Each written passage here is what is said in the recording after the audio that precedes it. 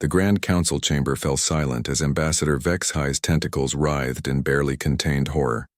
The holographic display before them showed Earth's surface, dotted with what the humans called playgrounds, areas where their young gathered daily.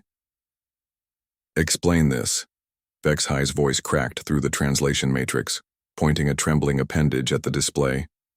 "Your spawn, they simulate combat. Daily." Ambassador Sarah Chen straightened in her chair, her expression calm despite the accusatory stares of 17 different alien species. "You're referring to our children's games?" "Games?" The Zephyrian delegate's crystalline form flared bright orange with shock. "We have observed your young organizing into factions, constructing fortifications, engaging in tactical maneuvers." Sarah nodded slowly. "Tag, capture the flag, king of the hill, hide and seek." She paused, noting the collective shudder that rippled through the assembly. "These are normal childhood activities." High Counselor Threndock of the Peaceful Coalition leaned forward, his 6 eyes blinking in sequence. "Ambassador Chen, we have surveillance footage of human children as young as 5 years old coordinating flanking maneuvers during something called playground wars. With sticks," Sarah added helpfully, "and sometimes water balloons." The chamber erupted in shocked chittering, whistling, and various alien expressions of dismay.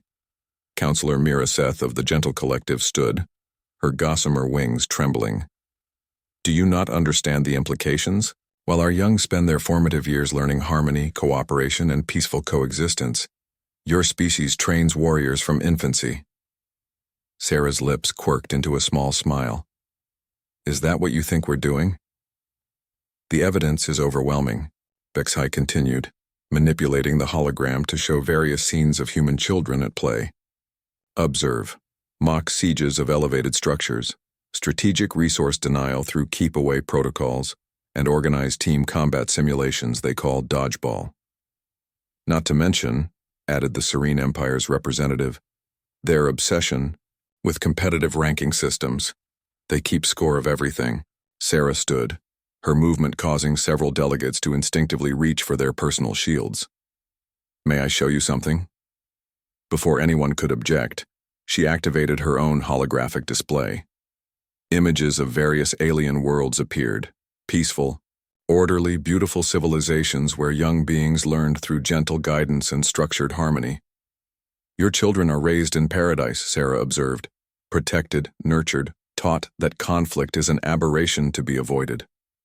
She gestured to the images. "It's admirable, truly. Your societies have achieved remarkable peace.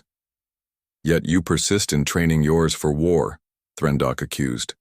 "No," Sarah said quietly. "We train them for life."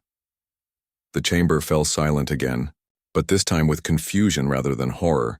Sarah expanded her display to show Earth's history, natural disasters, predators, harsh environments. "Our children don't play war games because we want them to fight. They play because life itself is a game with consequences.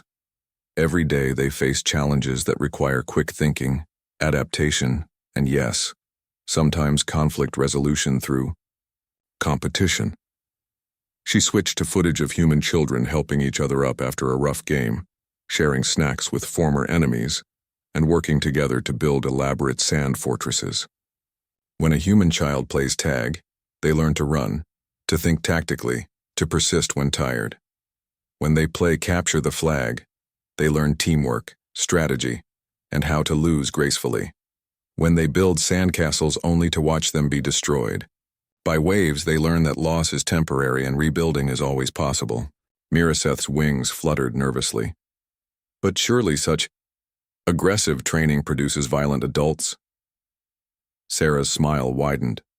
"Tell me, how did your species respond when the void plague struck the outer rim?" The alien delegates shifted uncomfortably. The void plague had been a civilization-ending catastrophe that required rapid, decisive action to contain. "You called for committees," Sarah continued. "You formed study groups. You debated proper protocols while entire worlds went dark." She paused, letting that sink in. "How did humanity respond?" Vex-High's tentacles curled inward. You mobilized within hours, formed task forces, established quarantine zones, without hesitation. Children who played war games became adults who could think fast and act faster when real danger threatened, Sarah explained. They didn't hesitate to make hard choices because they'd been making them since they could walk. They knew how to lose battles to win wars because they'd learned it with toy soldiers and playground politics. High Counselor Threndok's 6 eyes blinked slowly. Are you suggesting that your chaotic child-rearing methods are superior?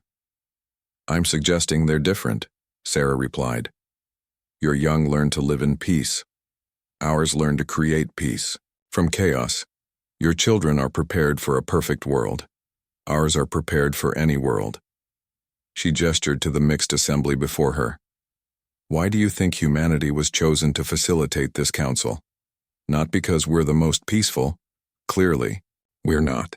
But because when 17 different species with 17 different ways of thinking needed to work together, you needed someone who'd spent their entire childhood learning how to turn enemies into allies, how to find common ground with completely different perspectives, and how to keep playing even when the rules kept changing. The chamber remained silent for a long moment. Finally, Counselor Miraseth spoke, her voice barely above a whisper. Your children, they're not being trained for war, they're being trained for leadership. Sarah nodded. Every human child is taught that conflict is inevitable, but how you handle it defines who you are. They learn that the best victories are when everyone gets to keep playing tomorrow. Vex-High's tentacles slowly relaxed. And this is why, when the plague struck, human children, grown into adults, immediately began organizing mixed species response teams instead of defaulting to their own kind. Exactly. They'd been practicing cooperation with aliens their entire lives. Every child who looked different, thought different, or played different was just another teammate waiting to be discovered. High Counselor Threndok leaned back in his chair, his expression thoughtful. Perhaps there is wisdom in your chaos. Sarah grinned, and for the first time, the expression didn't cause the alien delegates to reach for their shields. Want to see what happens when human children teach other species their games? I have some footage from the cultural exchange program. As the new hologram activated, showing young humans and aliens engaged in an elaborate multi-species game of Capture the Flag, the chamber filled with something unprecedented, the sound of alien laughter mixed with human giggles, echoing through the halls of what was about to become a very different kind of peaceful coalition. The revolution had begun with playground politics, just as it always had,